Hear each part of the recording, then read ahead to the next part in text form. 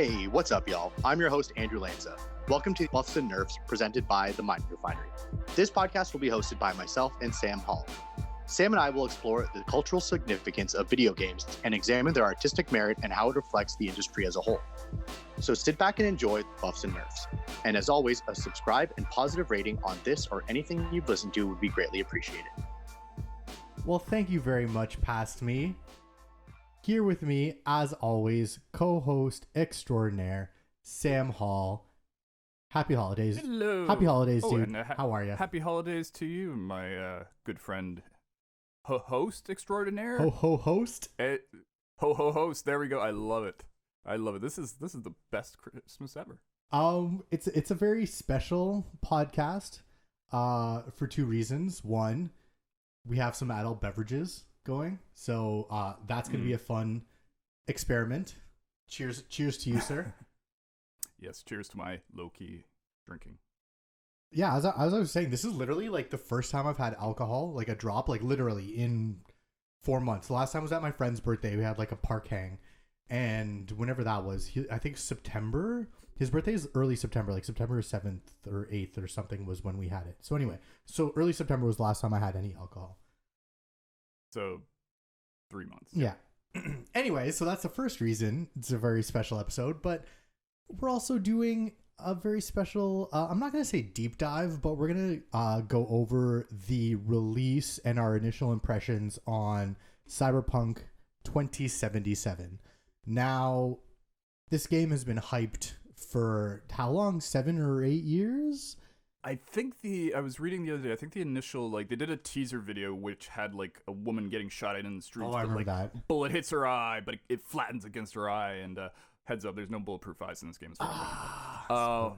But I think that was 2012 or 13. Like, it was almost like, I feel they had talked about it before Witcher 3 release, which was 2015, if I remember. I'm probably getting these dates wrong.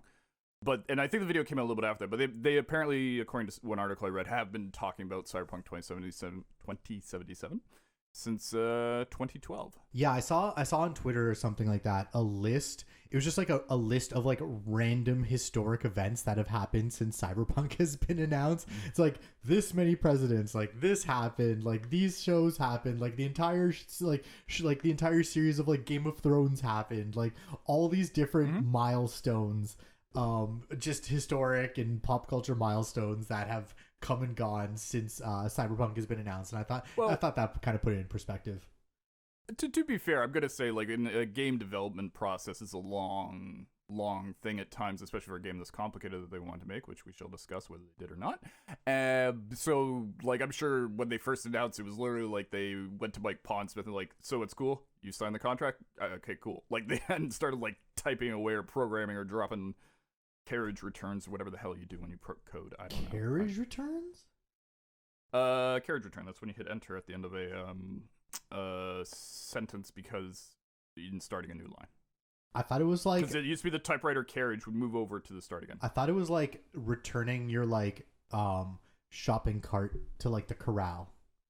No. It's returning your carriage. Their initial announcement of this game was in the 1870s, so they've mostly first few years were traveling around by horse and carriage. Time flies.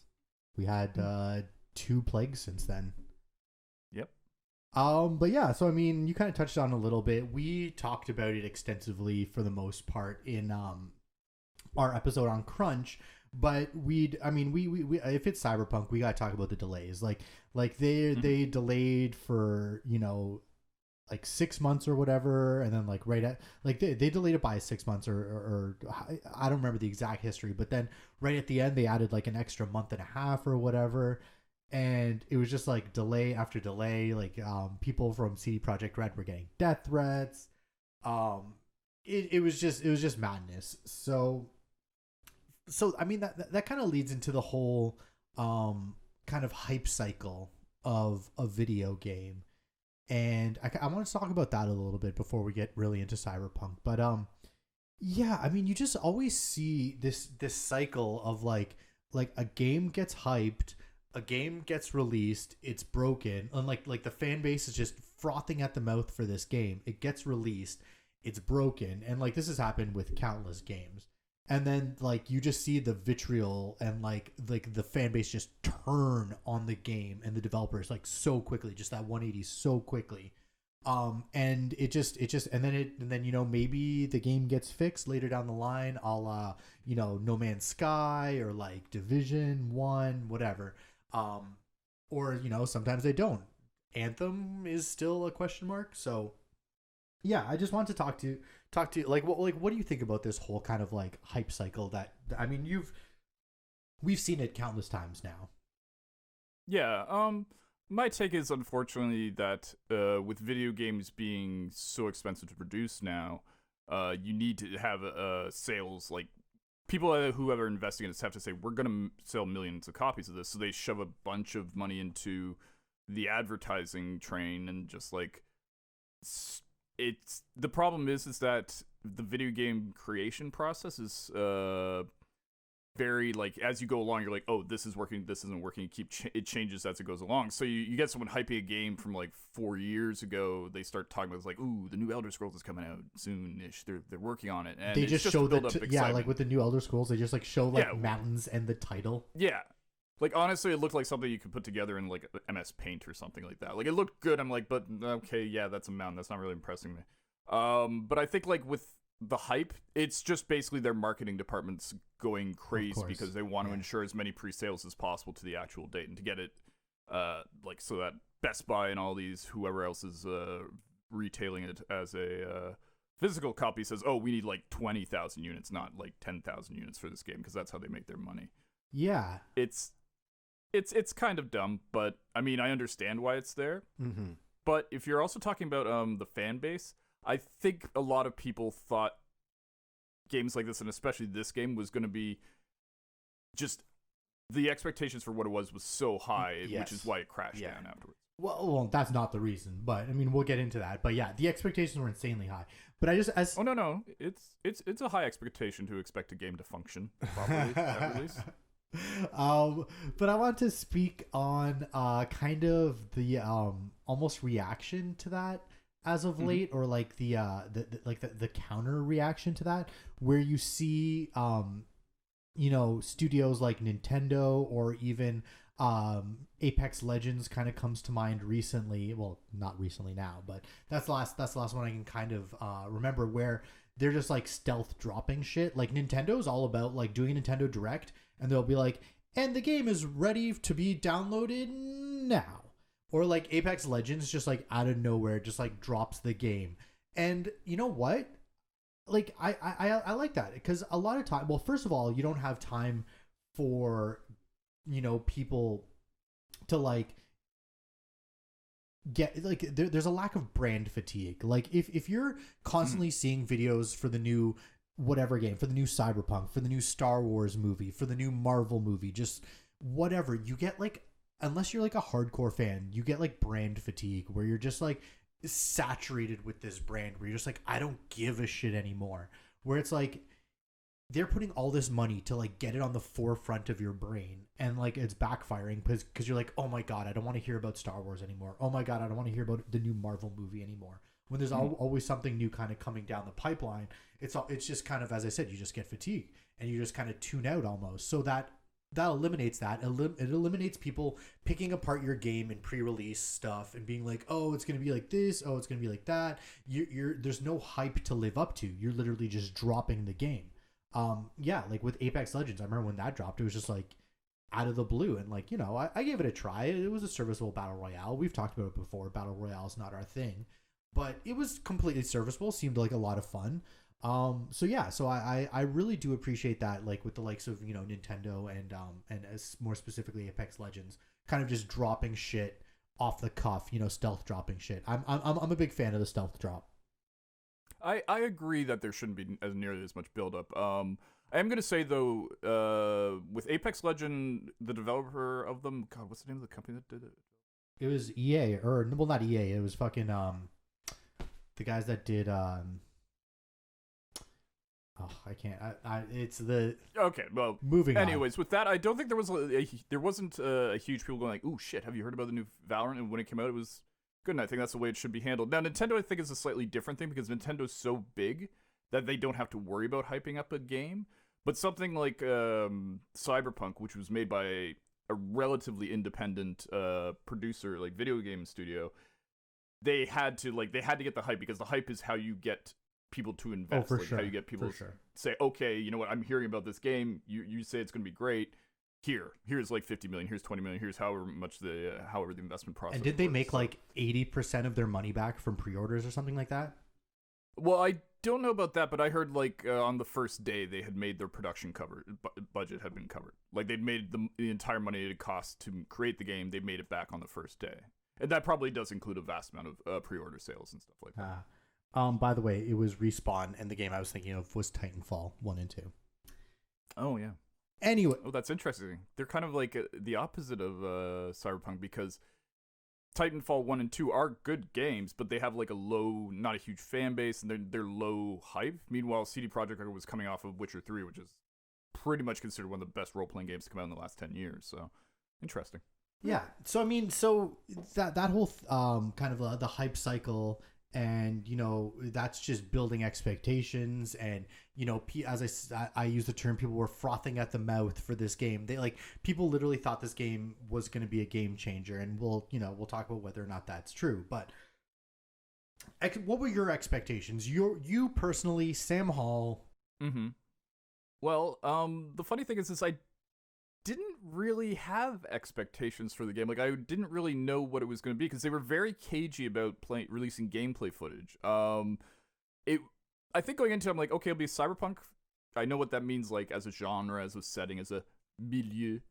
But I didn't know what, like, to expect. Was it going to be like a run and gun shooter? Or was it going to be a stealth game? Was it going to be, like, more of a traditional role-playing game? Like, I had no idea what to expect with it. And, but I think it's pretty much, I was expecting a lot of hacking, which is, it's kind of like, in hindsight, I was kind of expecting sort of what they delivered, but I expected it. I don't know. It's kind of funny. I didn't really have huge expectations for the game other than the setting itself, which I think they did deliver on the setting. But that's not the most important thing in a video game by far. Yeah, my expectations, so my expectations were pretty. I mean, they were pretty high. Like the CD Projekt Red's coming off The Witcher. They're pretty high. I thought it was going to be a pretty good game.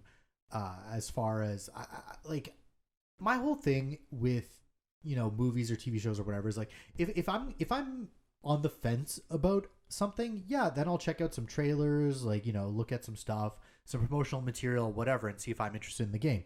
If I'm for sure gonna buy the game, or if I'm for sure gonna watch the movie, or I'm watch the TV show or whatever, I'm not gonna really engage with promotional material. Like, I don't want too much ruined, other than maybe give me a couple teaser trailers far away from the date of release. I'm pretty much going to just try to stay dark as much as I can. Also, personally, I just hate spoilers. And I hate when trailers, especially trailers, ruin spoilers. But yeah, so I tried to stay as fresh as I could. I went into it relatively fresh, but yeah, my expectations were pretty much, honestly, it's exactly pretty much what it was. I thought it was just going to be like an open worldish game with some RPG mechanics. I don't know. Everybody just kind of, I feel like, thought this game was going to be like the biggest thing of all time.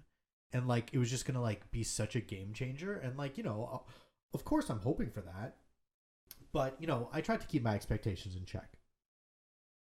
Yeah, I agree with that. Basically, I wish I think I was doing the same, though I did watch media and stuff before. But honestly, there wasn't a lot of pre-release footage of what the game was actually like. They had their brief cutscenes, brief shots and stuff like that, but it never really said, oh, here, here's you driving, here's what hacking is like. So I think my expectations were more I was just I guess I was kind of like you. I didn't know what 100% to expect, other than sort of an open world 3D first person game sort of thing. So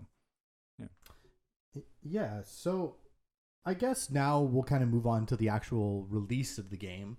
And this is now very fresh. The game has been out for what, a week and a half now? Yeah, it came out last Thursday. Yeah. So it's been out for about a week and a half, and I guess we'll just talk about the critical response to it first. Have you kind of you watched Skillup's review? I haven't watched Skillup's review yet. I'm waiting till I get a little bit deeper into the game before I watch that. But other than that, or if you want to talk about that, have you taken in any reviews of the game? Yeah, when it first came out, like there were a bunch of reviews dropped 3 or 4 days beforehand, and they were all saying the same things. Like I read a bunch of reviews, like IGN, Kotaku, Rock Paper Shotgun didn't get a release code, so really their review. Yeah, I think it's because they're not. They're a bit more independent minded than Kotaku or IGN or Polygon. Like they kind of, and all the other sites. Like I'm just 3 out of the top of my head. I read a ton of different reviews. Yeah, I'll say Rock Paper Shotgun seems to be a little bit more flippant about PC games. Like they don't have that kind of like, okay, we're reviewing a big game. Even if it's bad, we gotta give it a 7. Yeah, like I respect those fine British folk at that website for what I would say is as much journalistic independence as you can have for a site that's dedicated to video games.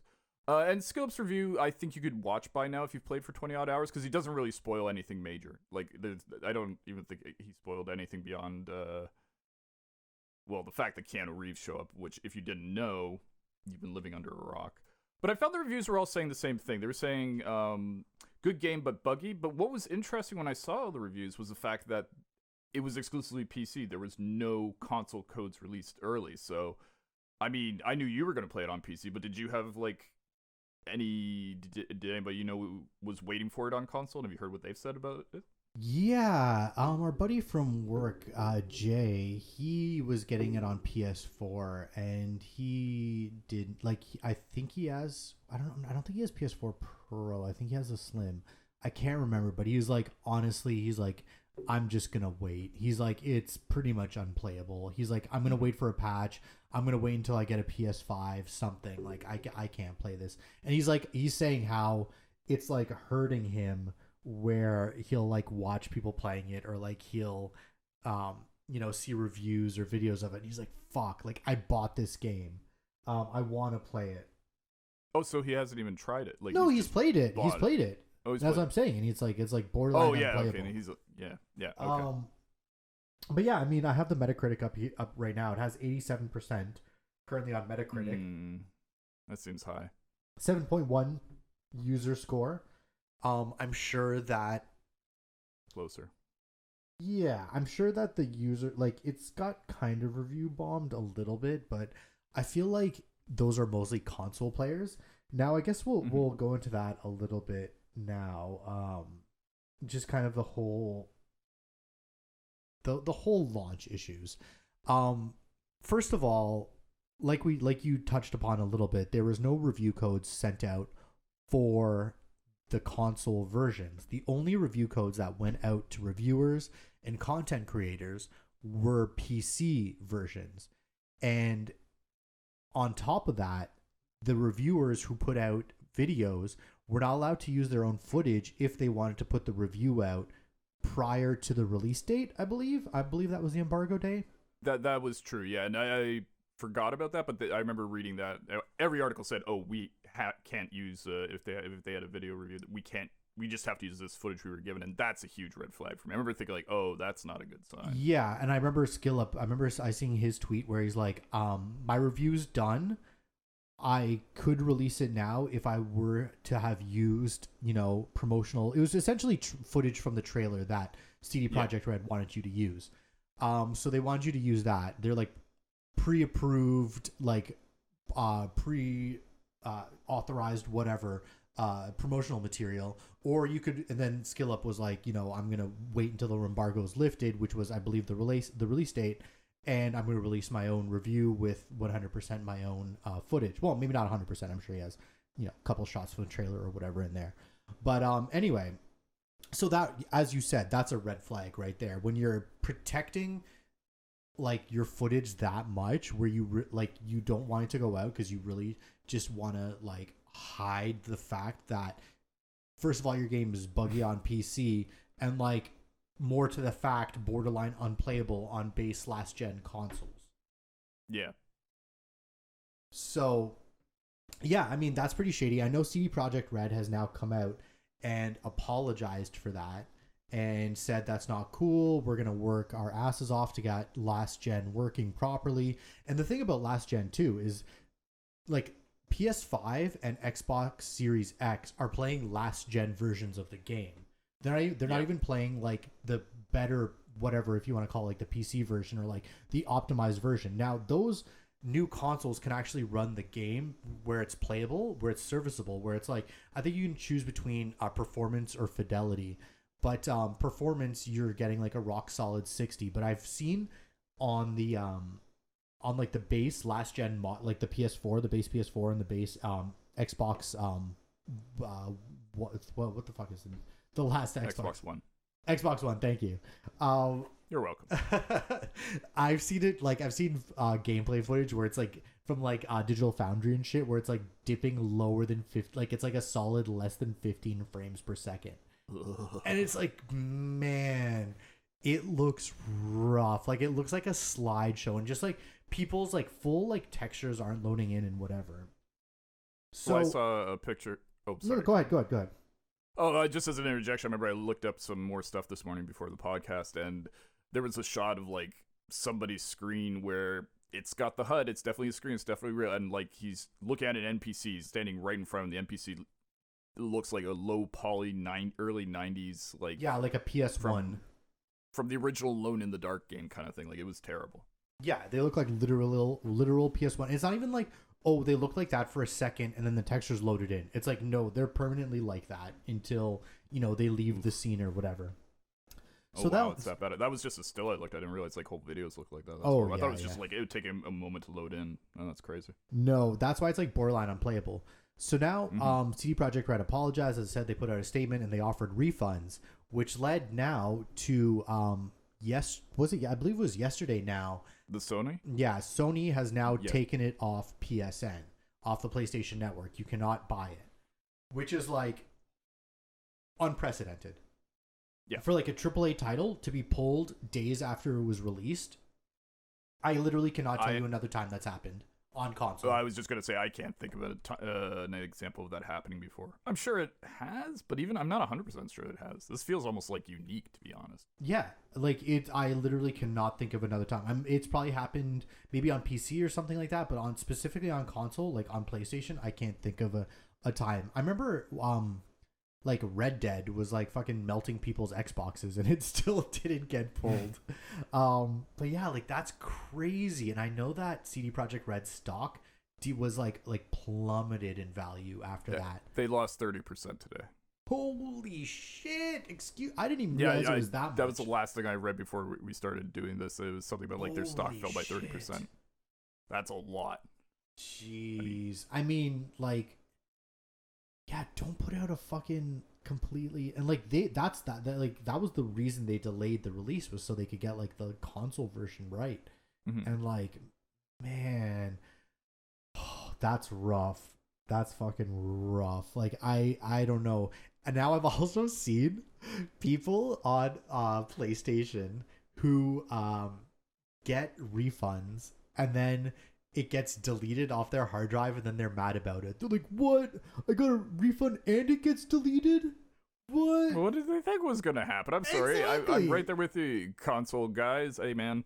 PC gamer, console gamer. It's not the, what is it? The adverb? What's the describing word? Anyways, it doesn't matter. We're all gamers, and yep, I'm glad you guys are getting refunds, but come on. Did you actually think you'd be like, I get my money back and I still get to play the game? Nah, you're just an idiot. Yeah, it was definitely on choosing beggars. Yeah. Wow. Great subreddit if you want to be upset. Oh, I've been there. It just makes me. I think we've talked about this. It's a subreddit that you can read for a bit, but then you can't read for too long, or else you'll just be angry at every human being in the world. Oh yeah, you need a little like humans being bros or like animals being bros to just fucking cleanse your cold dead heart at that point. Yep. So I mean, we talked about the release and kind of the debacle now. I think we're up to speed. Is there anything we've kind of missed? Oh no, I think you've covered. Oh, apparently there is. Yeah, I know. I was just gonna say that it did, like, as I said, on Metacritic it has an 87. Like on PC, like on a decent PC, like I have like a mid-level PC. Thank you, sir. You're welcome. I have a mid-level PC, and it run like we'll get into that, but like it runs fine. Like it runs decently. Like I'm at low to medium settings. It looks good. It runs fine. It's a little bit buggy here and there, but like overall, if you play on PC, critics did review it well. Like I do want to point that out because I don't think that we gave that enough we didn't tip our hat to that, because it was when it was functional on a PC, it did review extremely well. Well, it's funny you should mention, before we get into the game, I feel like, and this is just a hot take guess kind of business going on right now, it feels to me like CD Projekt Red was initially developed as a PC gaming creators. Like the original Witcher 1 and 2 were essentially PC games. I don't even know if they ever got released on... I think Witcher 2 got released on some consoles. And Witcher 3, when it first came out, was a PC game and then later got ported out to consoles. I think. I'm not 100% certain on the porting, or when maybe it wasn't the same release as PC. But the point is that as a company, they're used to creating PC games. So I think what they did is they made this PC game, but then they were like, oh, how do we make this also for like last gen consoles and this gen consoles? Like I think they basically look at the project as a PC product that also has to get shipped out to consoles rather than a universal product. Oh, for sure. That's just my take. No, for sure. They're I mean, clearly they're developing it on the PC and then porting it, which I have seen memes online where it's like, console players, they've been catered, they're pretty much always catered to, and then like, decades of shitty PC ports from, what, be it fucking Rockstar or whatever. And then you get, and then console gets one bad console port, and they're just like up in arms about it. So I have seen that. I have seen that online. Well, I mean, there's more console players than PC players, so I get why sort of the tables have turned that way. So, yeah. I don't know. Well, yeah, so I guess that now does lead us into our initial thoughts. I'm going to throw it at you. Initial, just kind of top of your head, high level thoughts so far. Oh, actually, first question. How long have you played?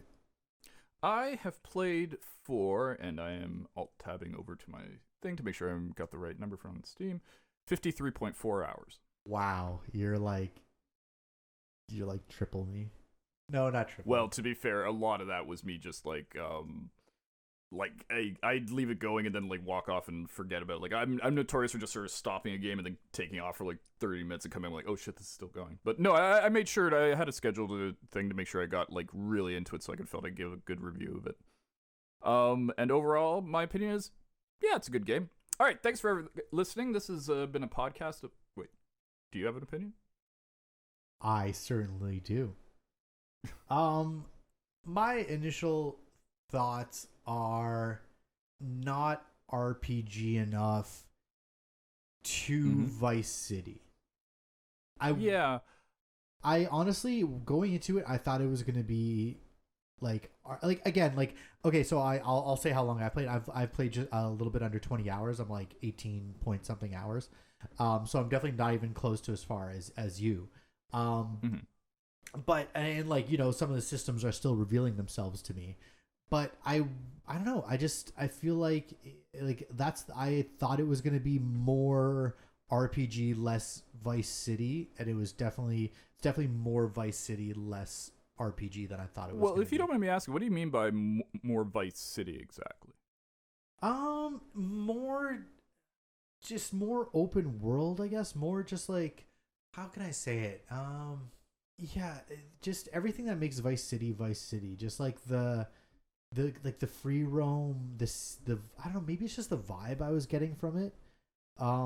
It is. I can see why aesthetically you might think Vice City. It does, I mean, I know they're very different settings, 1980s versus the far future, but they do both have that sort of colorful, vibrant neon feel to it. I get that for the setting, at least, yeah. Yeah, not just the aesthetic, though. I just feel like the whole kind of, I don't know, I just feel like it was a lot more open worldy and less RPG-ish. I don't know. Personally, I actually was surprised by how much of a stealth game it was. I was expecting it to be a lot more like, it's not a stealth game for me. Oh, it's a stealth game for me. Okay, I guess I didn't realize stealth would be such a feature. I figured it would be a lot of like Like, now, to be fair, I haven't done a ton of the main story missions. They tend to have a moment where it's like, okay, you don't have a choice. You're shooting people right now. But all the side stuff, like, 99% of it, you never have to draw a gun. And I'm surprised. This is like a stealth game that has, by the way, very easy stealth. Just ridiculously easy. So you don't play stealth? You're just shooting everything? I'm shooting things. I'm hacking things. I'm like a hacker shooter. I'm like a hacker shooter, samurai swordsman. Oh, so you're not like me where it's like, hack. Okay, so there, sneak up, wait for it. A chokehold, throw you in a dumpster. No, I'm like wrecking fools with poison, like hacking some poison into them, and then like guns a-blazing, running up, fucking samurai sword to the face. Goddamn. I'm like, yeah, no, I'm sneaking up and chokeholding everybody, and I'm okay with hand. Like, I haven't put any points really into reflex and I think it's body for physical attacks. Like, I'm like 4 and 7. Oh, cool though. I'm a rock solid 18. Cool, baby. Are you fucking with the stacks? What are the stacks called? Cold blooded. The stacks of. Oh no. I keep looking at that. It's kind of funny. Whenever I go to like, oh, I've got a new level points and perk points. I always have to go to look at cold blooded. That's what it is. And go like, what is this again? Oh, I'm fucking with that heavy. I'm loving cold. What is it? What is it? I don't know what it does. Like, it does all different things. It. I don't know. It does like all sorts of things. It's all things too. Oh man. Well, I mean, you could spec it out. Jesus. You can kind of spec it out. Whatever. It's like. Okay, so what are you using it for? Like, what does cold blooded do for you? I think it gives me like, I can't remember exactly, man. Fuck. Yeah, I know it generates stacks. I know it's kind of like a Destiny sort of. Yeah, and then I think it gives me like bonus resilience and movement speed, and then I don't know, it does some other shit too. I can't remember. I'm like spec'd out a couple different ways into it, but I'm digging that. Oh wow.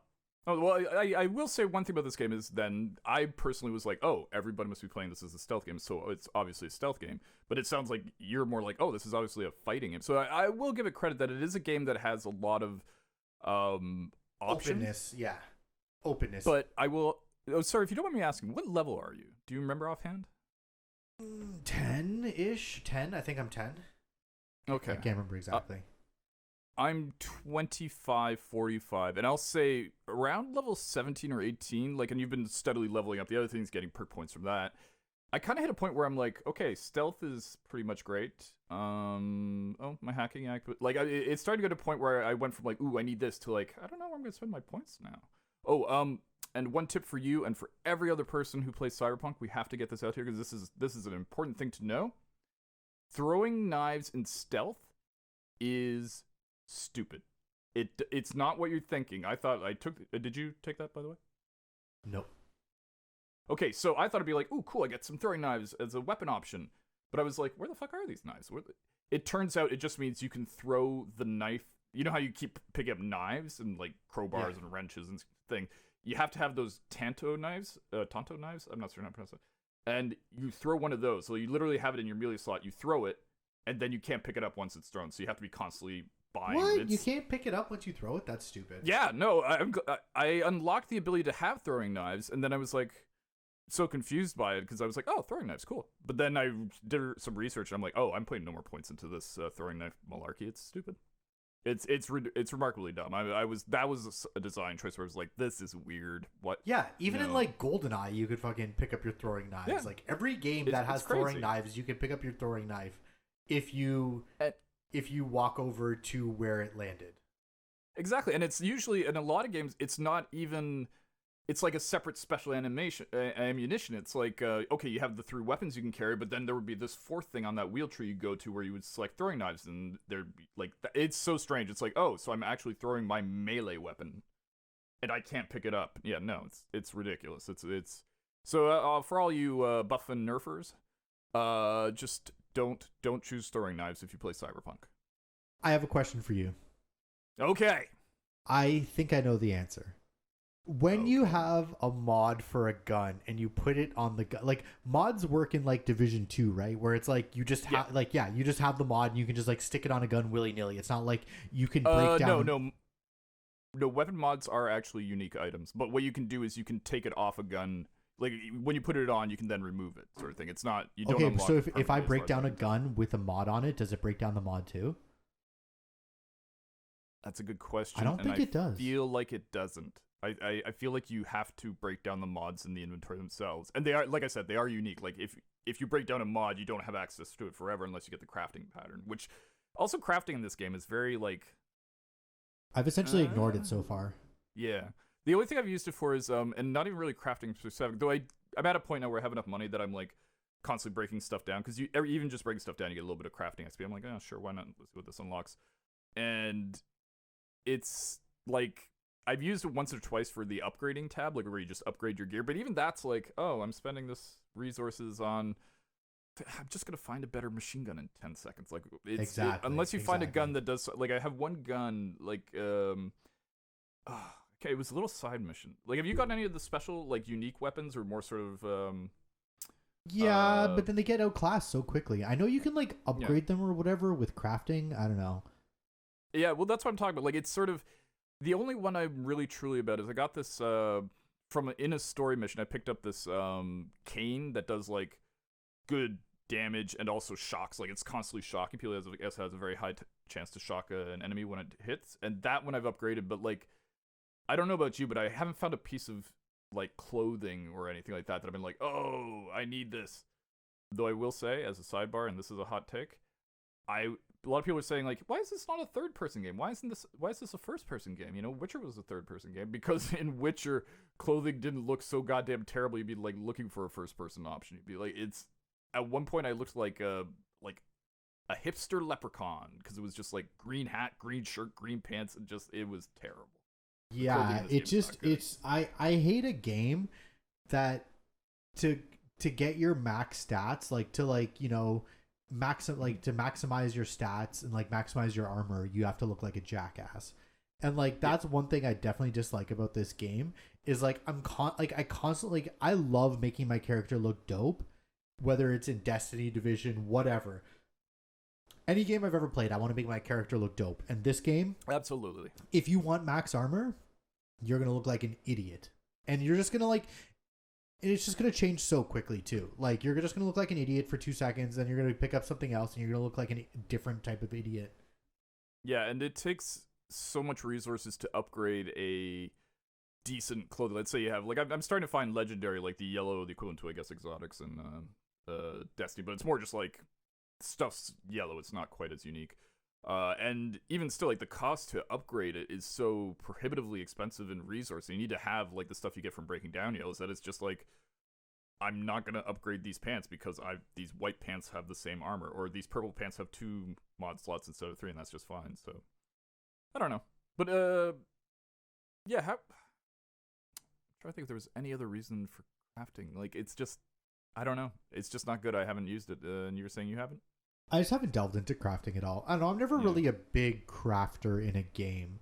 There just seems like a couple mechanics and a couple systems in the game, like crafting, like modding, like I don't know. There's like, it just kind of, they seem like, oh, this is an RPG, so we're going to include this RPG system, but not really flesh it out. Like, the clothing thing is your armor, like the mods on weapons. I don't know, like some of the things in the prick tree, it just kind of like, I don't know, it just kind of feels like, oh, yeah, this is an RPG, so, oh, wait, what do RPGs include? Oh, yeah, crafting. Okay, so let's throw that in like there. this has to be in kind of thing. Yeah, and it's kind of like, there's like a lot of systems that just I feel like aren't really fully fleshed out in the game. I'd agree with that. And again, this is only from 20 hours in. I could maybe, you know, get another 20 hours into it and be like, I'm a complete idiot. Again, this is my take 20 hours into the game. So like, I just want to put that out there for future listens, and for me in the future, like, listening back on this, I like, you know, this is what my opinion is at this point. Well, I'll say, as somebody who's played, like I said, 50 odd hours of the game in the last 11 days, it doesn't change that much. The only thing that really seems to change dramatically, systems-wise, is the quick hacks that you pick up and stuff like that. But like, honestly, if you play 20 hours, what it is for you right now, I don't see dramatically changing, except for maybe in story missions, because story missions are a little bit more complex and involved. But if you've just been like me, like going around the map, clearing, side jobs and whatnot, I'd say at 20-hour mark, whatever your impression is of the game now, I doubt it'll drastically change by the 50 or by whenever you finish the game. One thing you said, side jobs. I wish the side missions were they were broken up into categories. Like they are a little bit, but I don't like how like all the like boxing missions are mixed in with like the car missions and all that stuff. I wish they were more separated out. It's just like a long list of side missions. And as I said, there's like, 4 different boxing ones, 4 like a bunch of different car ones, etc. Oh, there's like 7 or 8 of the car ones. Yeah, whatever. There's a bunch of them. And then they're like all like mixed in with each other. Like, you know what I mean? I didn't like that. I thought that was really sloppy. I was like, the whole job sorting system, like that's like fucking 2008 level fucking job systems. I don't know. Like that kind of just seems like really outdated and really clunky. Like even Destiny, you can fucking like, even they have like, it's like multiple pages, but you can still sort them by like different ones. Yeah, I agree with you there. The inventory, the logbook, I don't know, your journal, diary, journal. Whatever, journal, that's it. Thank you. You are the smart remembering person that I once. I have played 20 hours. Excuse me, like 18.6. 18.6. All right. But yeah, I'm right there with you. The journal it's not a mess, but it definitely, every time you do it, it's like this is not great. Like, okay, you know what's the worst is? Have you at one point ever done a side mission or maybe a story mission, maybe if you got ahead of me in those, where you've had to read a shard to progress the plot? No, never. Okay. What I recommend you do is at some point take like 20 minutes and just go through and, click to say you get rid of the little new thing that appears in the shards, because there's times when you're like, I remember one of the things was like, oh, I have to read the shard. Like I decrypted it and then it went to my inventory, and literally I'm scrolling down through like, oh, you have 12 shards about the world, 80 shards that are just random, 15 shards that are notes, and you're just going down, you're like, what the hell was it called? Like, it's a very, if you can, keep your shard list as free as possible of the new tag, because you start getting quests where you have to go through it and read a shard to progress the plot, and man, does it just like, it's crazy if you haven't been reading it on the go. I have not. It's a nightmare. No, neither have I. I think on my second run I'll do that, but on this run, no. I have seen some funny ones like on Reddit and stuff, like some like funny ones with like funny references and shit. And I'm like, yeah, that's good. I've read a couple of them, and I'm like, this isn't for me. I've never been like a big like lore person in a game. Like I like to read like Destiny. I like somebody, like, a Bife reading me the lore or like extrapolating on lore for me. But I'm not gonna I'm not one of those people that'll like get into the nitty gritty and like read lore of a game. Yeah, I'm right there with you. It's like, if I play a game a second time, that's usually when I do like I want to read all the lore, because it adds sort of something I didn't experience before in the previous run of a game. But in a game like this, you pick up so many goddamn shards, and it also does the thing where there's a bunch of many. There's repeating shards. Like, you'll pick up the same shard. Like, after a while, you're just like, oh, something's popped up unless I have to read it. But then, like I said, sometimes you gotta go searching for it, and that's annoying. But no, I like the lore, but I like to get it more from the experience of the game. Like, the world itself needs to tell me its story. And I'll say this, Cyberpunk's a beautiful setting. I mean, how have you been finding it on your PC as a setting? Like, just as a sort of a look? It's gorgeous, man. Like, as I said, I'm playing on low to medium settings. Like, I'm playing on like medium settings with like a couple things down, a couple things high, whatever. I'm like kind of fucking around with it. I'm getting like pretty much a rock solid 60, dropping to like 52 here and there. But yeah, like the environment, the aesthetic, the hustle and bustle of the streets, they nailed it, man. They nailed it. Like, driving around, like, it looks so good. Like, everywhere you look just looks so good. You're like driving through these like little tunnels, and like the lighting is just gorgeous. And like, I'm not playing with ray tracing on, but I've seen the game with ray tracing, and it's like, holy shit, this game looks ridiculous. So like when it's working, it looks incredible. Even on my like mid-level PC, like, it still looks really fucking good. Well, I had a mission I did just before I played a little bit before the thing today. I'm just talking to someone in front of a car, and I was getting like sunlight bouncing off the car's hood, and it was super light. Like, they've done a great job with the lighting and the and just the overall design. It's kind of funny. I was sort of thinking there isn't anything here that's blowing me away compared to other open world city games like the Grand Theft Autos and Saint Rose and things like that. Like, I can't put my finger on it, but they did something about that. And it's not just the lighting and simply the high fidelity and graphics. It's not just that graphics have gotten better, but there's something about the city that they've created that it feels real. Like, it doesn't have that kind of like very lived in, very worn. Yeah, and it has little alleys and turns that aren't necessary you'll ever go.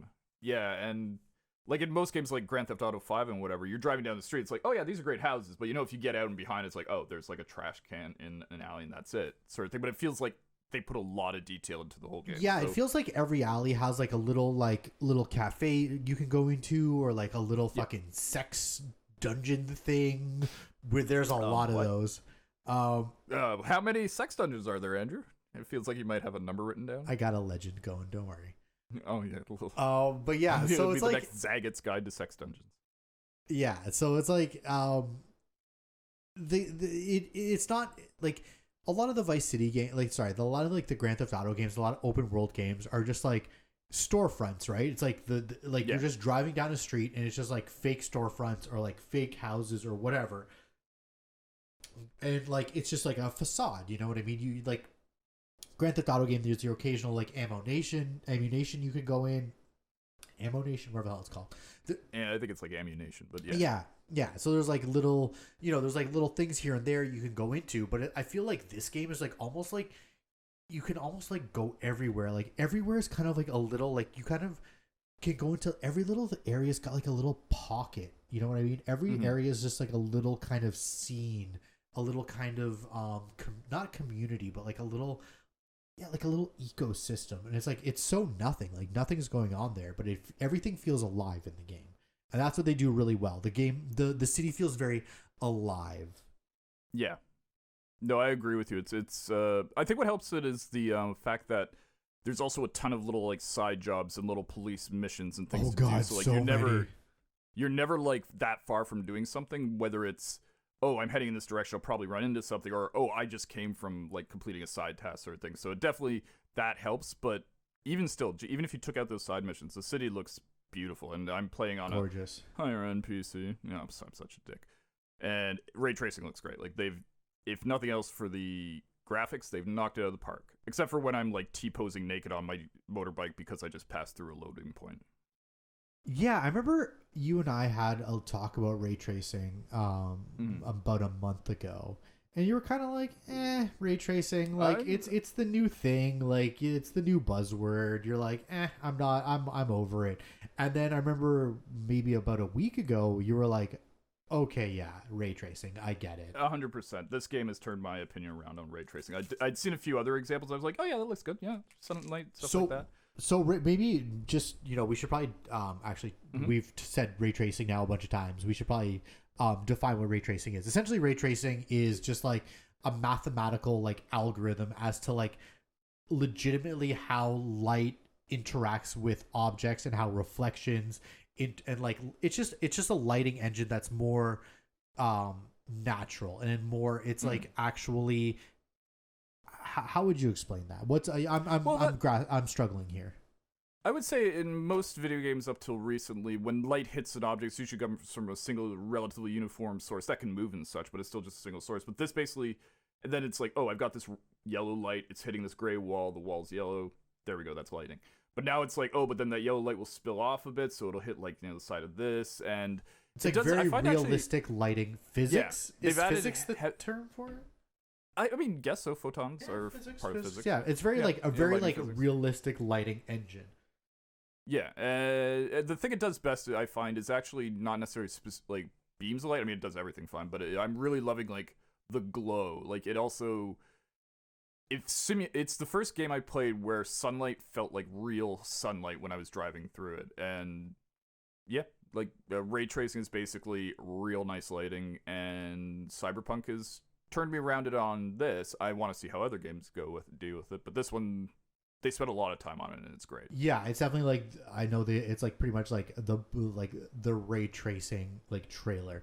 And Yeah, and like a lot of for a lot of race tracing stuff, a lot of stuff is like, when it looks really good is like a slick down street at nighttime is like where it really shines, or like lights through fog, or like lights through smoke or whatever, and you get like it's like realistic like true particle effects like of like the light passing through this smoke and shit like that. Well, it's since you're not playing with ray tracing, I wanted to know, how are you finding the lighting of the game? As you're also, I know you're a cinematographer, you shot some things. Like, how do you find the lighting in the game without ray tracing? Is it still good? I feel like it would be. Yeah, it's really good. But what's that dude's name? The big dude. He's got like the dreads off like the back of his head. Are you talking Jackie or are you talking Dexter Deshawn? Dexter Deshawn. Like that initial scene when you first meet him in the back of the car. Like I've seen that scene. Like I've seen that shot of like him smoking the cigar in the back of the car, on like the high end machines with like ray tracing, fucking like 3080 yada yada yada. And like it, like on my version of the game, I'm like, mine did not look like that. But honestly, the lighting engine is still really good. Like everything, even on medium settings, like everything looks outstanding. As I said, I'm getting like pretty much rock solid 60 frames. As I said, it dips once in a while, but so I can't say rock solid, but relatively solid 60 FPS.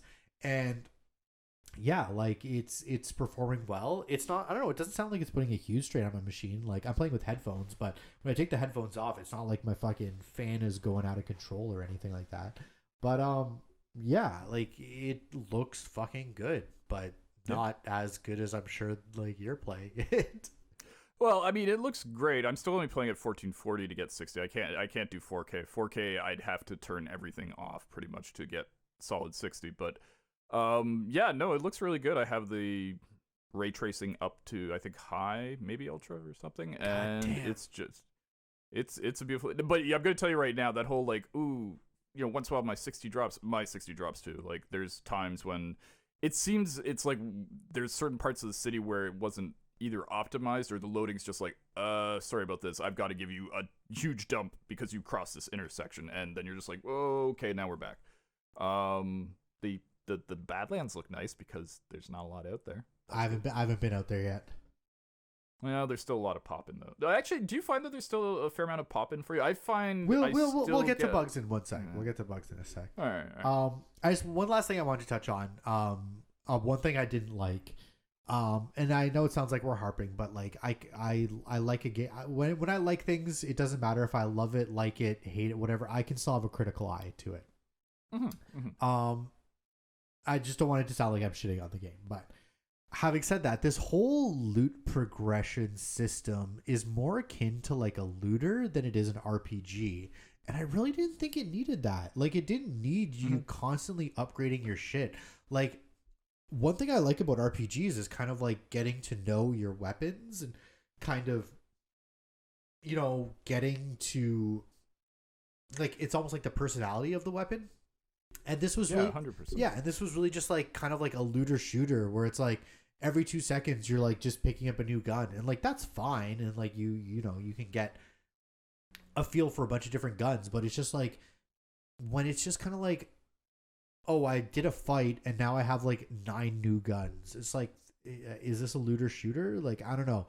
I just thought that they could have toned that down a little bit and just kind of like made your guns a little bit more not you bespoke. Yeah, like a little more like, oh, I like auto rifles. I just got a new auto rifle. Sick. Like I'm stoked on that. This one's like pretty much like my old one, but it's got like a better attack stat. It's got like this perk on it. Nice. But it's just like I don't give a shit about my gun at all. I'm just like, oh, this one does better damage. I'm gonna equip it for the next 6.5 minutes until I get a better one. You know what I mean? Well, honestly, I just look at the DPS. I don't know. I'm rarely even looking at the thing. It's just like, oh, yep, this is a higher assault rifle. Well, I 100% agree with you on this, by the way. What I think they should have done is, okay, so before this I was playing Assassin's Creed Valhalla, which is a great game, and I can't wait to get back to it. But I think that Cyberpunk should have gone their way with loot, where it's like, you actually have to kind of seek out missions or seek out these chests that are marked throughout the world that have specific loot. And maybe it wouldn't be that obvious where the loot was, but it should be something like, and you get a few new weapons here and there, but you kind of a new item is an interesting moment. You go like, oh, I just got this sword. Let me check this out. Oh, I like this. Oh, Yeah. Oh, this new hood. Like, it's... You're looking for something that complements your build. Exactly. Like, and yeah, that's something else. Like, I don't feel any type of gun, whether you're talking tech or power or smart or just regular, even if that... I think they're all tech powered. I think I'll have to follow through. But anyways, like, I haven't found any weapon that I'm like, oh, this is really good, this is a key thing, except for this recently got SMG with the high burn rate. It's actually like a story weapon, like you get it from a mission and it's got a name and stuff, and it's good because it sets my enemies on fire, and I love that. But it definitely, I'm 100% on the same page with you on this. Cyberpunk's loot system is too much, and then it makes crafting kind of pointless. It's kind of funny, they added this thing that makes this other thing and not shops. important. And shops, yeah. Oh, sorry. Can I get on, before we start picking up, there's one thing I gotta tip my hat to the game about this. I made a note to talk about this specifically. Yeah. Can I take a moment? The shops in this game, especially the Ripper Docks and the net hunting runners, gear shops, the people who sell chips, whatever. One thing I love about this game, and this is something that a lot of games should take as an example, is not every shop has the same stuff as other shops. Like, if you go to a Ripper Dock at 1, he'll sell some stuff, and he might have, like, a yellow, like, a legendary, like, eye socket implant or something. But then the next guy won't have that, but he'll have, like, a legendary cyber deck you can buy. I really will say, even though the economy itself is kind of stupid, I do like the fact that you have to kind of go find the best deal and find what you're looking for at different shops, rather than just, oh, this is a Ripper Dock, I know exactly what he's going to be selling because the guy down the street and the guy halfway across the map sold the exact same thing. I will give my hats off to that. Yeah. It definitely like makes you seek stuff out, and kind of like maybe even outside of the game being like, ooh, I wonder if there's an implant that does this. Let me look it up. Ooh, there is. Like, this guy in this district, in the Kabuki district, sells it, and you can like go source him out and grab that. No, yeah, that's totally cool. Actually, I didn't even realize, because I haven't delved into those systems that much, so I didn't even know that there were different inventories. What's your street cred level? Because it's worth looking up. I looked this up relatively. Okay, well, I looked this up early online, and at certain, I think it's like at 25, 35, and 50 or something like that. Every 5 or 10 levels, the what gear they have available changes and like gets better. So, okay, good to know. Yeah, so it's interesting. Your street cred, which for me is going up twice as fast as my normal experience levels, seems to be what's dictating what's for sale. So, yeah, I mean, I don't know if that's how to exactly focus on street cred, but if you're looking for gear, find the levels, because there's certain levels where like the Ripper Docks will sell better stuff. There's certain levels where like just regular vendors will sell better stuff, if I remember correctly. So yeah, that's just something to keep an eye on if you're continuing with the game, kind of thing. Yeah, for sure. I know we've been kind of bouncing back and forth between things we like and things we don't like. They were supposed to be two different segments, but I was like, oh, fuck it, you only YOLO once. So one last thing that I wanted to shout out that I really liked, and like the characters in this game, I think so far are really good. I think the writing is really good as far as like the storyline goes. You kind of have the whole kind of almost like the Fight Clubby kind of like alter ego, like, you know, projected person that's infected your brain. So I'm definitely getting like a Fight Club vibe with that. But I really think the writing is really smart, really tight. I mean, it's a little cringy at some points, and you know the voice acting is really good. Again, the voice act, especially from I think Keanu. There's a couple times where it's like a little like that was the delivery on that wasn't the best. But I love Keanu Reeves, but man, it's like 60% okay, 20% yeah, it was all right, and 20% like, dude, did the director even listen to this? Yeah, so it's like. Honestly, I gotta really shout out like so far like the character development, the characters, the writing, 100%. Like that stuff is all really really good. Like for all the things that I say I don't dig about the game, like the aesthetics and the characters are really good. There's a little bit too much dialogue treeing for me. I don't love the dialogue trees. And I still feel obliged to go through them all. Oh. Sorry. Why you don't? You like get it over as fast as possible? Oh, not go through it all. When you say dialogue trees, do you mean options, or do you mean they just talking for too long? No, like I want to go through like all the options. Oh no, I basically go with one shot. I'm like, okay, which of these? All right, this moving on. Like I don't have this urge to save, go back, see what a different version would have said. Like I might do that in another run or something. Oh no, I don't do it like a different version, but it's like if there's like 3 options and you can choose all 3 options. I'm not doing like the one that like progresses the dialogue tree. It's like I'm gonna do like the 2 blues. Like yeah, I'm gonna do like the 2 blues first and then the yellow to progress the dialogue tree. Like you know what I mean? 100%. Yeah. No, I definitely want to. I love it when there's a bunch of blue stuff because I'm actually having a conversation with the thing. I think the dialogue is like you said, well written, and I'm no complaints there for me. Yeah, that's just a personal thing. Like, yeah, I'd say it's really well done, but for me personally, it's a little bit much. But that's just me personally as like the type of player I am. Like, I want more action, more shooty, less talky. You know what I mean? But that's just me. And like, I'm still along for the ride. As I said, I still go through every option, and I'm still engaged. But I'm like, okay, like I wish that there was 2 options instead of 3 options. You know what I mean? Right. No, I could totally see what you're saying. 100%. Having said that, before we kind of wrap things up, is there anything that you really didn't like or really did like, or you know what? Actually, before we actually wrap it up, let's talk about bugs. Have we? Yeah, I was gonna say the bugs. Yeah, that was my answer. So okay, yeah. So you know what? Talk about the bugs. Well, there have been a bunch of glitches visually, but not enough that I found annoying. But I have now 2 side jobs that I can't complete because in one of them I have to go to get this item and then use this item on a person, and I got the item, fine, it said it added to my inventory, though it's a quest item, so I didn't actually see where it was. And then there's a woman in a chair I'm supposed to use it on, and like I was circling around, jumping up on her, like going to her toes, going to her head, and there was just no activation prompt. I'm like, well, this mission's bugged. Look it up online. Then, maybe have you looked up? I did. Okay. I ended up looking up a line. Everyone's like, yeah, this mission's fucked. And then there's another one where have you dealt with the cyber psychos yet? Is that something you've come into? Cyber what? Cyber psychos. I have the mission. You have to kill 17 of them, right? Or yeah, 7 of them, or something. Yeah, I guess you can. Fucking murderer, just kill them all and let God sort it out. I'm more of a chokehold, knock them out kind of thing. I think she actually prefers you to knock them out. Doesn't matter. One of them, like generally, as to describe the bug, I have to give away a minor spoiler about their mechanic. But usually, you come to a place, scan a bunch of bodies, then you have a fight. That's generally how it works out. And I came across this one bug where I scanned all the bodies except one of them just doesn't do the from like a yellow magnifying glass to a gray magnifying glass. So I scanned it, and I was like, oh. I was like looking around, like, okay, well, I'll just keep going. And then I met the cyber psycho. I took him out, and it was a pretty easy fight, actually, to be honest.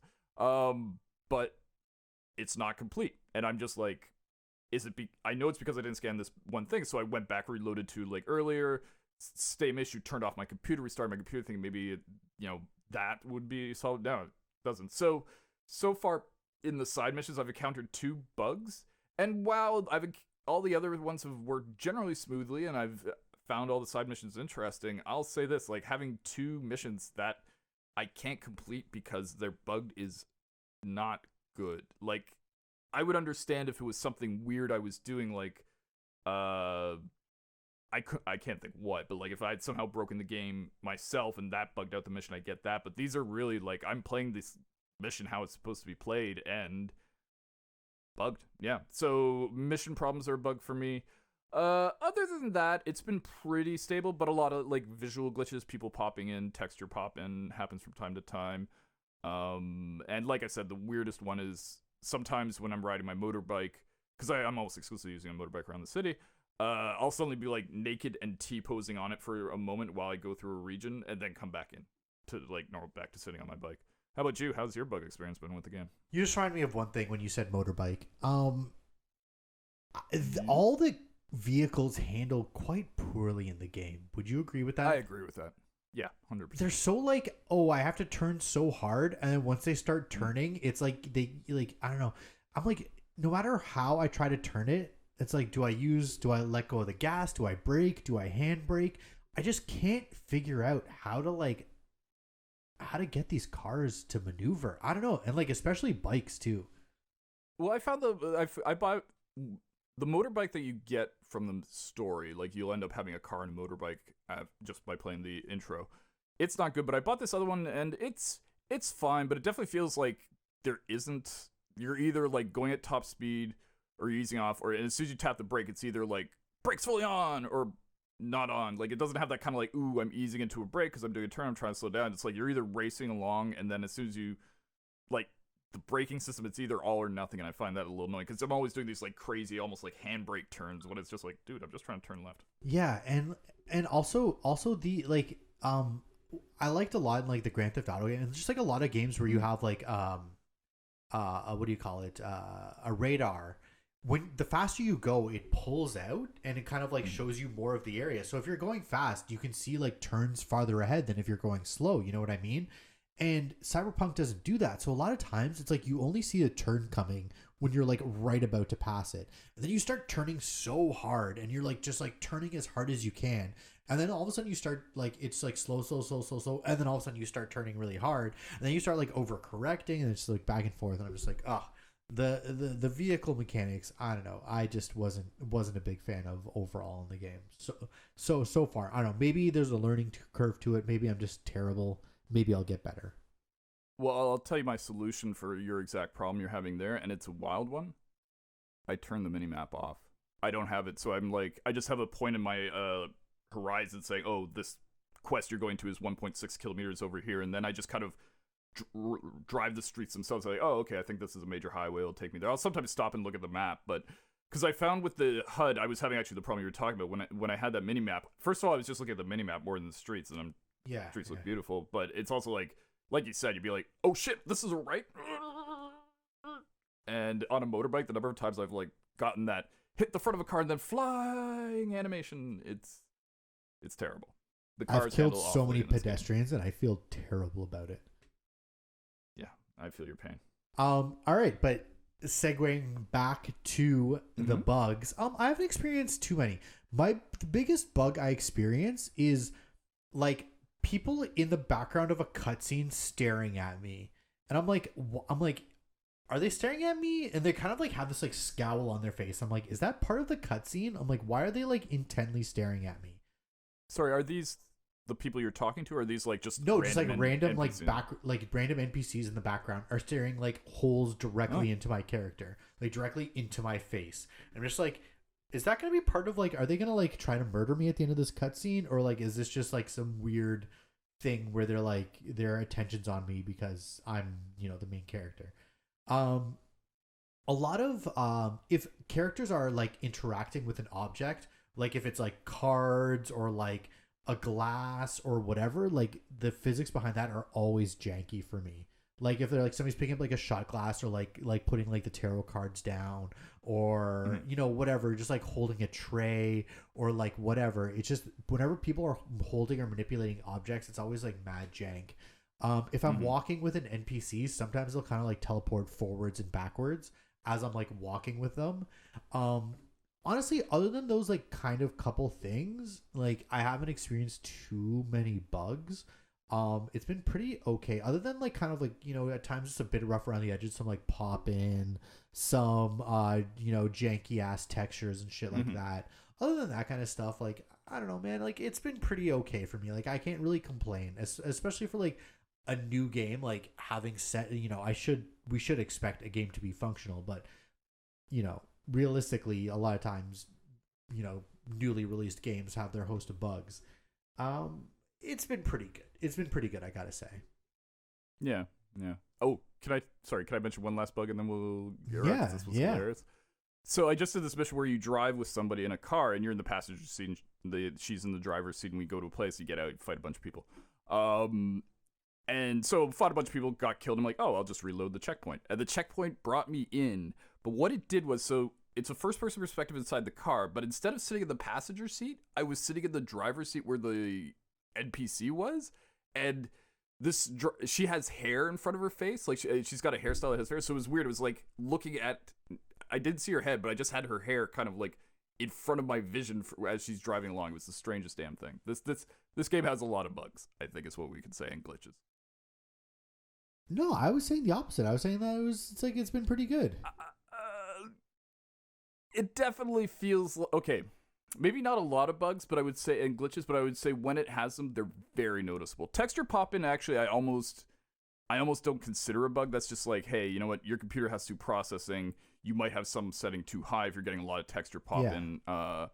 But I will say there have been, and just those are the big ones, like the examples I've just mentioned. But there have been a lot of like little moments where it's like, oh, you know, this guy started moving in a circle. This NPC just walked into a wall, or you know. The worst is when you're trying to stealth up on somebody and somebody's literally just staring at a wall and then they turn and it's too easy because you're like, oh, he's not even seeing me. What's going on here? So, I don't know. There are maybe not a ton of bugs, but what bugs are there are definitely noticeable. You seem to be experiencing more than I am, for sure. But you've also have a larger sample size, so. True. All right. Well, I mean, I think we've kind of covered our initial thoughts so far. Mm-hmm.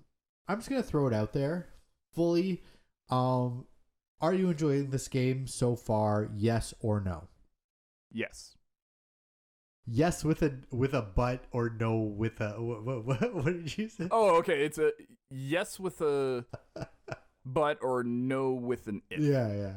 Or no with a but or something like that. I can't remember where that's from. But yes, no, I'm thoroughly enjoying the game. I'm having a lot of fun. I look forward to each time I go back to Night City. I like the stealth, but I will say the stealth is really easy, especially as you get to higher levels and you have more quick hacks. No, I'm quite enjoying the game. Is it like a solid 8 or 9? No, not yet, not at all. It's like a solid sort of 7, and it might even be an 8 if it didn't have so many little problems that keep popping up. And as I go along, the more I play, the more prominent they become. So, yes, I'm enjoying it, though. Yourself? Yeah, 100% yes. I don't know if I would give it a 7 so far. I'd probably bump it up to an 8 so far. I don't know what people kind of expect from a game sometimes, you know? It's like, no matter what, a game is going to be a video game. Like, I don't know what these people were expecting. I think sometimes people have unrealistic expectations for things, especially when it comes to games, where they're like, this is going to be like next level. Like, this is going to be like real life. And it's like, I mean, until we're doing some like ridiculous, like augmented reality, VR, futuristic, like all in simulation, like that's unrealistic. Like, you know what I mean? It's still a video game. It's still going to have like the video game tropes and systems and mechanics and whatever that make video games. So I don't know. I just think that this game had a unrealistic expectation. Like, people had unrealistic expectation going into it. Maybe that bled over to me a little bit, and maybe I was hoping for a little bit more of a game changing experience. So far, it's just a really fun, like action RPG light. Yeah. With great characters and a great setting. That's kind of my, if I were to like sum it up like in one word, like one sentence, that would be it. Like, a really fun game with great characters, great aesthetic. You know, it's an action RPG with relatively light RPG elements. It's like, that's one thing that I didn't touch upon earlier. It's like, in an RPG, you're almost kind of like always like going for like a build, and I just never kind of felt like I was going for a build in this game. It's always just like slap on whatever weapons or armor I have. I'm just like upgrading perks on the fly. Like, I'm not really like having like a build going. There's not really a good synergy so far with loot, like with gear and abilities so far. So you would say your character doesn't have like a theme, really? Like, because I find I'm that way. It's like, oh, stealth hacker, I guess, but it's not. I don't know. I agree basically with what you're saying. It doesn't feel like there's a specific like way that the gear. Yeah, there isn't a build. The gear isn't shaping me, and I'm just picking stuff, and I'm not emotionally attached to anything really. Yeah, I'm not really chasing anything. I'm not like, oh, I need this like SMG with like, again, I don't know the systems fully.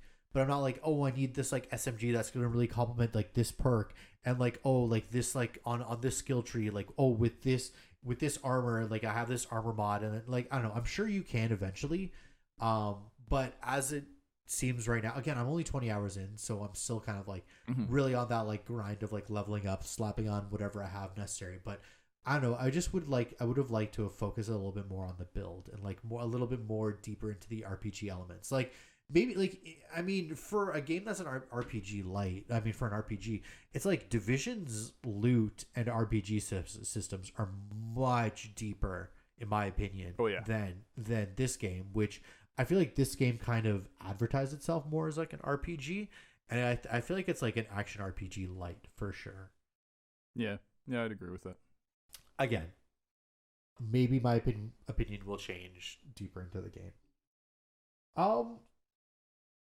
Now, how much more time do you think you're going to spend with this game? Is this going to be a game that you're going to beat once and you're going to bounce off and that's it? Like, you're going to put another, maybe 10 or 20 more hours into this game, but you're going to be like, thank you very much? Or are you going to get into the nitty-gritty of it? Are you going to find every secret? Are you going to do every storyline? Are you going to replay it multiple times? What are your thoughts? Well, on this run, I'm definitely going to try and get into every corner and every like, not necessarily secret, but every like storyline and stuff. Like, I'm going to try and collect all the tarot cards, races, these sort of things. But will I play it again?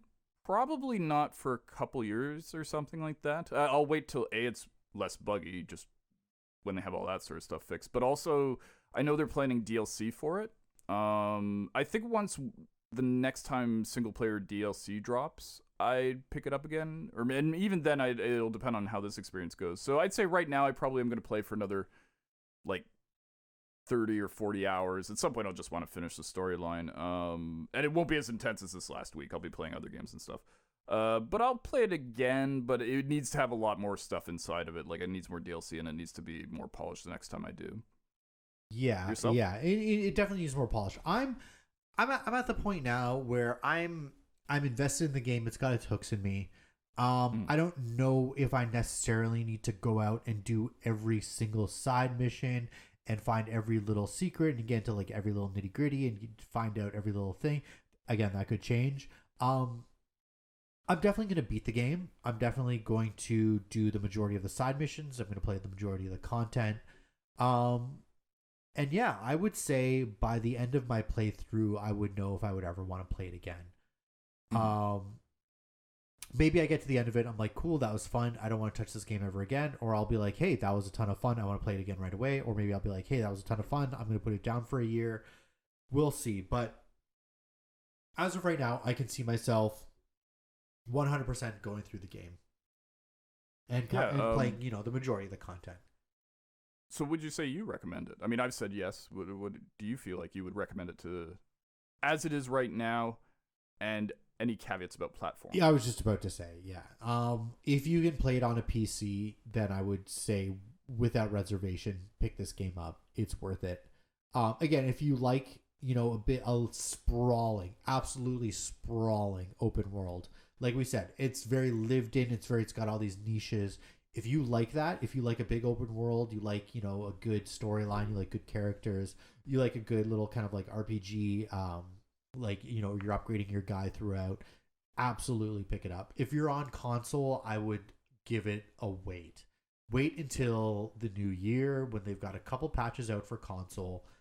If you're playing on PS4 Pro or, the Series X or whatever, or like the PS5 or the Series 1X, pick it up, sure. But if you're playing on like last gen, like the base models, I'd say wait until, February at least. Yeah. Or at least you've heard that they've patched certain things. And I would say wait until you hear it's good. Like, yeah. I think they're ambitious saying, we're going to have a patch in January, patch in February, they'll fix the problems. I'm very like, there's a lot of problems. Yeah. Like, I'm sure they've been working on it before they got released, but it's definitely like, I don't know if you can make that claim. Yeah. But yeah, I mean, that's the biggest thing. It's like if this game is running properly, and that's a big if. Mm-hmm. If this game is running properly, it is fucking quality. Like, nobody's going to argue with you there. Yeah. When it works, it's great, but it doesn't often work perfectly. Yeah, one thing we didn't touch on is I feel like NPC AI is a little lacking, especially with like the NPCs in the streets. Like if you're having a gunfight, like there's like people just like milling about, like they don't even care. Like in Grand Theft Auto, people are like running away, losing their minds. Sometimes you'll have random people try to attack you while you're in a gunfight because they're trying to like be like the lone wolf hero or whatever. And it's just like the AI in this game, I feel like when you're out and about in the city, and especially with cops, like I still don't understand the whole cop mechanic. Like in Grand Theft Auto, it's very clear. You have 1 star, you have 2 star, you have 3, whatever. It's like, and it goes down, and it's like you can lose stars. This is like I have a star, and then it's just kind of gone. Like I don't understand that mechanic fully yet. Well, I don't think it has like a cop search radius, or maybe it does, because I don't see cops very often in the game, and when I do, it's usually because I've been trying to turn a corner and just mowed down a couple pedestrians. Yes. And it really just seems like it's like, okay, cops are on my tail, I'm just going to drive straight for a while. Exactly. Yeah, and then it just goes away. Also, it just goes away. Yeah. It's like a yes or no. It's not like a bar or a meter. It's just like a yes or no. It's like, cops want me. I don't know what that means. Okay, they don't want me anymore. It's just like... God help you if you ever shoot a civilian, though. I haven't yet. I have pet a cat, though, and I was like, okay, this game is okay by me, because you can pet cats. 100%. As soon as you could pet a cat or a dog in the game, I'm like, that's a plus 0.5 easily. Like, it was a 7 before, it's a 7.5 now. Easily. And you rounded it up to an 8? Yeah. Because I'll tell you, the one time I accidentally shot a civilian, some cops showed up. And by some cops, I mean, literally, suddenly there were 20 fucking cops around me shooting me. I'm like, what? You guys were... Like, it was crazy. But yeah, no, cat petting, that's very important, actually. I do agree with that. I would say that raises a bit. Where do you pet a cat? I haven't seen any cats. You haven't seen any cats? I don't know. It was just like around. I just haven't noticed. I saw a cat and I was like, oh, sick, a cat. And then I was like, oh, I can pet it. I'm like, yes, game of the year. Right here. It was like very early too. It was like definitely like in my first like couple hours of the game. I must have just completely missed that, or saw a cat and just not registered. Hey, can I? Oh, okay. I'm gonna keep an eye out for cats. I love it. I'm also gonna keep an eye out for Cats the movie. Don't. It's it's objectively terrible. So bad. And on that note, Cats and Cats the musical. I will say, to all our listeners, have yourselves a happy and safe holidays. And to you, Sam, I wish you the same. All the best, my good man. I hope nothing but the greatest things for you in 2021. Jesus. Yes, happy holidays to you too, Andrew, and to all our listeners. And I wish you a safe and healthy 2021. 2022? Yeah, we'll see. We'll see how the next year goes. We'll see what I wish you then. But let's now it's like at a 6. It's like I don't want you to die or anything, but beyond that, it's up to you. That's fine. Give me a 6.5. Round it up to a 7. Yeah, okay. All right. Well, on that note, I'm going to end it here. Thanks a lot for your time, man. Yep. It's been a pleasure.